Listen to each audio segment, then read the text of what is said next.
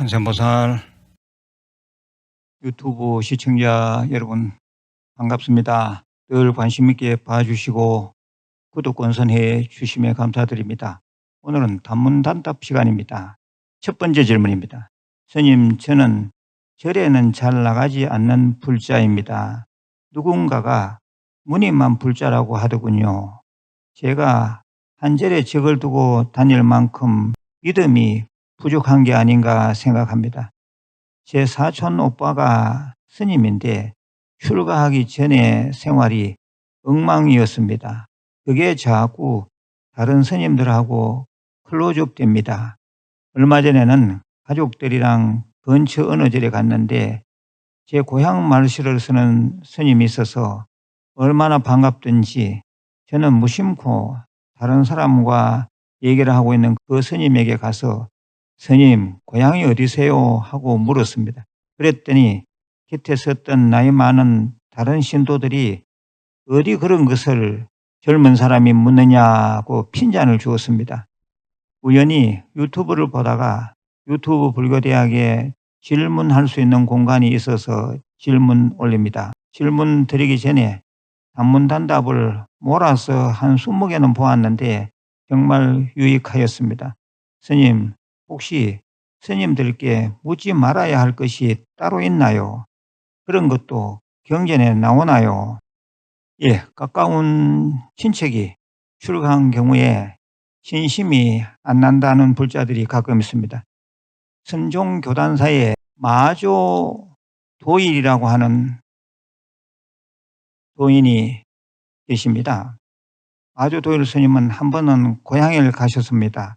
그랬더니 고향 사람들이 다 나와서 보고는 아이고 그 누구 집 아들이네, 그 누구 집 아들 개똥이네 하고 그랬던 겁니다. 그래서 그 마을 사람들이 아주 시큰둥한 반응을 하는 걸 보고 돌아와서 얘기했습니다. 너네들은 웬만하면 고향에는 가지 마라, 이렇게 말씀을 하셨다는 겁니다. 예, 시청자 여러분, 친척 중에 출가한 사람이 있는가요? 그러면 절대 출가 전 그 사람을 지금의 스님과 연관시켜서 생각지 마십시오. 출가 전 그 사람을 생각하는 것은 자기 공부에 도움이 전혀 안 될 뿐만 아니라 그 사람은 이미 전혀 다른 사람이 되어 있을 수도 있기 때문입니다. 그리고 질문 주신 분은 유튜브 불교대학의 인터넷 과정의 공부를 좀 해보시길 권해드립니다. 또 인근에 불교대학에 있는 정통사찰에 나가서 참선도 좀 하고 기도도 좀 해보시면 좋겠습니다. 예, 불교의 진짜 재미는 본인이 직접 수행을 해보는 데 있다는 말씀을 드립니다. 끝부분 질문하신 내용에 답변 드리겠습니다. 스님들에게 묻지 말아야 할 몇 가지가 있습니다. 이것은 경전에 나오는 얘기는 아니고 절 집안에서 스님들이 신도님들과의 관계에서 말없이 만들어진 약속입니다. 첫째는 고향이 어디냐고 묻지 마십시오. 그리고 두 번째는 나이가 몇이냐고 묻지 마십시오. 셋째는 출가 동기에 대해서 묻지 마십시오. 신도는 스님들의 법문 내용, 수행 모습 등 현재 것만 보셔야지 과거와 관계된 개인적인 것들에 대해서 신경 쓰다 보면 분별심이 일어나 자기 공부에는 전혀 도움이 안 됩니다. 만일 스님이 먼저 법문 중에 그런 얘기를 한다면야 그것은 그렇구나 하고 받아들이면 됩니다. 그때도 현장에서 들은 것 그대로 놓아버려야지 계속 들고 있으면 안 됩니다. 높아시면서 하나 더 말씀을 드리겠습니다. 집안에 출가자가 있을 경우에 혹시 만날 일이 있어 만나게 되더라도 그 스님이 나이가 어리든 총수가 났든지 간에 함부로 말을 놓아서는 안 됩니다. 그리고 반갑다고 스킨십을 하면 절대 안 될 일입니다. 예, 집안에 출가자가 있으면 큰 영광으로 생각하되 피해를 끼치는 언행은 삼가야 합니다. 다른 종교에 특히 이 신부를 한번 보십시오. 독신으로 사는 신부는 집안 사람들이 다 가문의 자랑으로 생각합니다. 예, 출가해서 스님이 되는 것은 그 사실 하나만으로도 대단합니다. 일반 제가자보다는 부처님과 훨씬 더 가까이 있지 않습니까? 예, 그러면 세속인보다는 생각이 좀 더 청정하고 더 진리를 생각하는 마음이 훨씬 더 강렬한 것이 사실입니다. 예, 그렇지 않는 사람도 있겠지만 대부분 그렇다는 겁니다. 예, 출가자가 급감하는 이런 현실이 되다 보니 스님이 귀해졌는데 스님 스스로가 물론 열심히 공부하고 수행을 해야 할 그런 때이기도 합니다. 예, 두 번째 질문입니다. 불법성삼부에 귀의합니다. 현 스님의 소원 성취와 법체 강령을 진심으로 바랍니다. 단문단답에서 원찰에 관한 말씀을 잘 들었습니다. 오래전 어떤 스님이 법문 중에 보살님들 친정절도 다녀오십시오 하시던데 그런 말이 불교에 본래 있는지요? 예, 질문을 자주 주셔서 감사드립니다. 친정절이란 말은 저는 금시초문입니다. 예, 아마 조계종 사찰의 스님이 아닌 것 같습니다. 불교가 아무리 세속화되더라도 친정절이니 하는 말은 아예 쓰지 않아야 합니다. 예, 세 번째 질문입니다.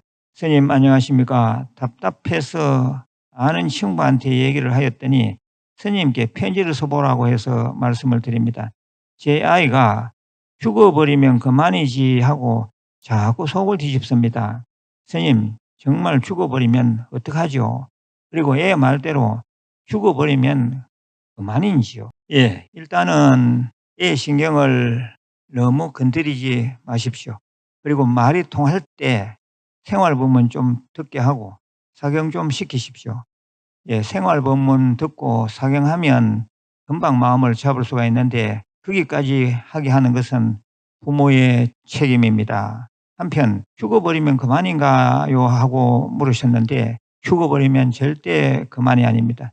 저절로 자연사하거나 돌발적인 사고사는 그렇지 않는데 만일 스스로 죽는다면 그것은 엄청난 죄가 됩니다.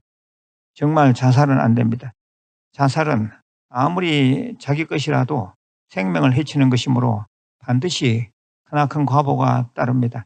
지금 이 생도 살기가 힘든데 그 중하다고 하는 불살생의 계를 범한다면 다시는 인간의 몸 받기도 어렵습니다.